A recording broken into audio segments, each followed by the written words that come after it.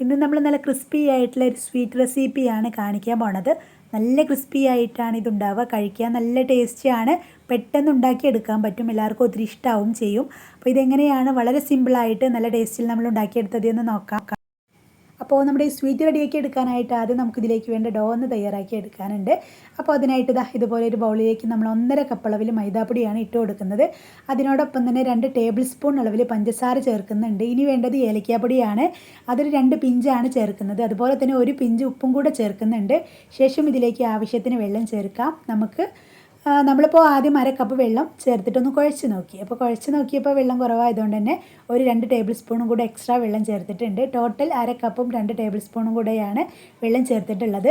ഇനി ഇത് ഒരു 5-6 മിനിറ്റ് നന്നായിട്ട് കുഴച്ചെടുക്കുക.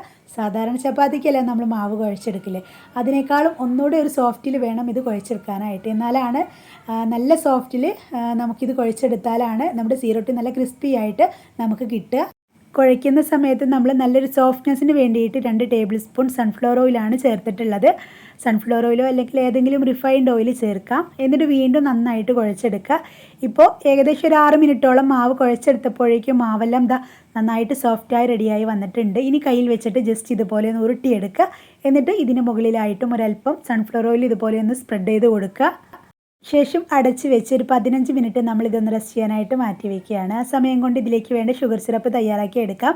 അപ്പോൾ അതിനായിട്ട് ഇതുപോലെ ഒരു പാനിലേക്ക് നമ്മൾ 3/4 കപ്പ് അളവിൽ പഞ്ചസാര ചേർക്കുകയാണ്. അതിനോടൊപ്പം തന്നെ 2 ഏലക്കായും അതുപോലെ തന്നെ 2 ഗ്രാമ്പൂ കൂടെ ചേർക്കുന്നുണ്ട്. പിന്നെ ഇതിലേക്ക് വേണ്ട 1/2 കപ്പ് വെള്ളം കൂടെയാണ്. അതും കൂടെ ഒഴിച്ചിട്ട് നമ്മളിത് സ്റ്റൗവിൽ വെച്ചിട്ട് നന്നായിട്ടൊന്ന് തിളപ്പിക്കുകയാണ്. ഈ ഷുഗർ സിറപ്പ് ഒറ്റനൂൽപ്പരിവാവേണ്ട ആവശ്യമൊന്നുമില്ല. നന്നായിട്ട് തിളച്ച് ചെറുതായിട്ടൊന്ന് കുറുകി വരണം. ഇത്രയും ആയി കഴിഞ്ഞാൽ ഇത് ക്രിസ്റ്റലായി പോകാണ്ടിരിക്കാൻ വേണ്ടിയിട്ട് നമ്മൾ 1 ടീസ്പൂൺ അളവിൽ ലെമൺ ജ്യൂസും കൂടെ ആഡ് ചെയ്യുന്നുണ്ട്. ശേഷം നമുക്ക് ഫ്ലെയിം ഓഫ് ചെയ്യാം. അപ്പോഴേക്കും നമ്മൾ നേരത്തെ കുഴച്ച് റെഡിയാക്കി വെച്ചിട്ടുണ്ടായിരുന്ന ഡോ നന്നായിട്ട് സോഫ്റ്റായി റെഡിയായി വന്നിട്ടുണ്ടാവും. കണ്ടില്ല, നല്ല സോഫ്റ്റായി കിട്ടിയിട്ടുണ്ട്. ഇനി ഇത് ചെറിയ ചെറിയ ബോൾസ് ആക്കിയിട്ടൊന്ന് ഉരുട്ടിയിട്ട് എടുക്കണം. നമ്മളിപ്പോൾ 6 ബോൾസ് ആക്കിയിട്ടാണ് ഉരുട്ടിയെടുത്തിട്ടുള്ളത്. ഇനി കുറച്ച് കോൺഫ്ലോർ എടുത്തിട്ടുണ്ട്. അതിൽ നമ്മൾ നേരത്തെ ഉരുട്ടി റെഡിയാക്കി വെച്ചിട്ടുണ്ടായിരുന്ന ഓരോ ഉരുളയും എടുത്തിട്ട് ഇതുപോലെ നന്നായിട്ടൊന്ന് കോട്ട് ചെയ്തെടുക്കുക. ഫുള്ളായിട്ട് കോട്ട് ചെയ്തെടുക്കുക. ഇതുപോലെ നമ്മൾ ചെയ്യുന്നത് നമ്മൾ ഫ്രൈ ചെയ്തെടുക്കുന്ന സമയത്ത് നല്ല ക്രിസ്പി ആയിട്ട് നമ്മുടെ ചീറൊട്ടി നല്ല ക്രിസ്പി ആയിട്ട് കിട്ടാൻ വേണ്ടിയിട്ടാണ്. ഇതുപോലെ ഫുള്ളായിട്ട് നമുക്ക് ആദ്യം കോട്ട് ചെയ്ത് റെഡിയാക്കി വെക്കാം. ഇനി മറ്റൊരു ചെറിയ ബൗളിൽ നമ്മളൊരു 3 ടേബിൾ സ്പൂൺ അളവിൽ സൺഫ്ലവർ ഓയിൽ എടുത്തിട്ടുണ്ട്. അതിലേക്കൊരു 4-5 ടീസ്പൂൺ അളവിൽ മൈദാപ്പൊടി ഇട്ട് കൊടുത്തിട്ട് ഇതുപോലെ നന്നായിട്ടൊന്ന് മിക്സ് ചെയ്യുക. എന്നിട്ട് ഈ ഒരു ക്രീം രൂപത്തിലാണ് നമ്മൾ ആക്കി വെച്ചിട്ടുള്ളത്. ഇതുപോലെ ആദ്യം റെഡിയാക്കി വെക്കുക. ഇത് നേരത്തെ കോൺഫ്ലോറിൽ ഡിപ്പ് ചെയ്ത് വെച്ചിട്ടുള്ള ഒരു ഉരുള എടുത്തിട്ട് കുറച്ച് മൈദാപ്പൊടി ഇട്ട് കൊടുത്തിട്ട് നമ്മളിത് പരത്തിയെടുക്കുകയാണ്. ചപ്പാത്തി പലകയിൽ വെച്ചിട്ട് നല്ല സ്ക്വയർ ഷേപ്പിൽ നമ്മളിതൊന്ന് പരത്തിയെടുക്കുകയാണ്.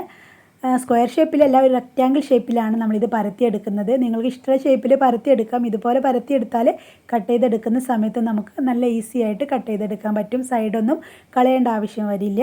അപ്പോൾ ഒരെണ്ണം റെഡിയായി ഇതുപോലെ ഫുള്ളായിട്ട് ആദ്യം പരത്തി റെഡിയാക്കി വെക്കാം. എന്നിട്ട് പരത്തിയതിന് ശേഷം ഒരെണ്ണം ഇതുപോലെ വെച്ചിട്ട് അതിന് മുകളിലായിട്ട് നേരത്തെ റെഡിയാക്കി വെച്ചിട്ടുണ്ടായിരുന്ന ക്രീം ഉണ്ടല്ലോ, അത് നമ്മളിതുപോലെ ഫുള്ളായിട്ട് കവർ ചെയ്യുന്ന വിധത്തിൽ നന്നായിട്ടൊന്ന് ബ്രഷ് ചെയ്ത് കൊടുക്കുകയാണ്. ആദ്യം ബ്രഷ് ചെയ്തിട്ട് പിന്നെ നമ്മുടെ കൈ വെച്ചിട്ട് തന്നെ നന്നായിട്ടൊന്ന് എല്ലായിടത്തൊന്ന് സ്പ്രെഡ് ചെയ്ത് കൊടുക്കുക. ഇനി അടുത്ത ചപ്പാത്തി വെച്ച് കൊടുക്കുക. മുകളിൽ ക്രീം തേച്ച് കൊടുക്കുക. വീണ്ടും അടുത്ത ചപ്പാത്തി വെക്കുക. എന്നിട്ട് നേരത്തെ റെഡിയാക്കി വെച്ചിട്ടുള്ള ക്രീം വീണ്ടും തേച്ച് കൊടുക്കുക. അങ്ങനെ എത്ര ചപ്പാത്തിയാണോ നമ്മൾ പരത്തി എടുത്തിട്ടുള്ളത് അത് ഫുള്ളായിട്ട് വെച്ച് കൊടുക്കുക. എന്നിട്ട് അവസാനത്തതിന് മുകളിലായിട്ട് നമ്മൾ കുറച്ച് ക്രീം തേച്ചതിന് ശേഷം കുറച്ച് മൈദാപ്പൊടി കൂടെ ഇട്ട് കൊടുക്കുന്നുണ്ട്. എന്നിട്ട് ഇതുപോലെ പതിയെ നമ്മൾ ഇതൊന്ന് റോൾ ചെയ്തെടുക്കുകയാണ് ചെയ്യുന്നത്. റോൾ ചെയ്തെടുത്തതിന് ശേഷം സൈഡ് ഭാഗം രണ്ടും നമ്മളൊന്ന് കട്ട് ചെയ്ത് കളയുന്നുണ്ട്. എന്നിട്ട് ഈ ഒരു വലിപ്പത്തിൽ കട്ട് ചെയ്തിട്ട് കൈ വെച്ചിട്ട് പതിയെ ഒന്ന് പ്രസ് ചെയ്യുക. ഈ ഒരു രീതിയിൽ പ്രസ് ചെയ്ത് ഓരോന്നും നമ്മൾ ആദ്യം റെഡിയാക്കി വെക്കുകയാണ്. പിന്നെ ഫ്രൈ ചെയ്തെടുക്കാം. ഫുള്ളായിട്ട് ആദ്യം കട്ട് ചെയ്ത് റെഡിയാക്കി വെച്ചതിന് ശേഷം നമുക്ക് പാൻ സ്റ്റൗവിൽ വെച്ചിട്ട് ഇത് ഫ്രൈ ചെയ്തെടുക്കാൻ ആവശ്യമായിട്ടുള്ള സൺഫ്ലവർ ഓയിൽ ഒഴിക്കാം. സൺഫ്ലവർ ഓയിൽ നന്നായി ചൂടായി വരുന്ന സമയത്ത് നമ്മുടെ ചീറൊട്ടി ഇതിലേക്ക് ഇട്ട് കൊടുക്കാം. ഇട്ട് കൊടുത്ത് ജസ്റ്റ് 1-2 മിനിറ്റ് കഴിഞ്ഞതിന് ശേഷം ഒന്ന് തിരിച്ചിട്ട് കൊടുക്കാം.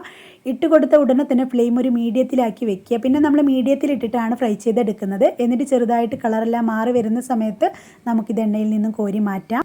ഫുള്ളായിട്ട് ഫ്രൈ ചെയ്തെടുത്തതിന് ശേഷം ഇതുപോലെ ഒരു കുഴിയുള്ള പാത്രത്തിൽ നമ്മുടെ ചീറൊട്ടി പരത്തി വെക്കുക.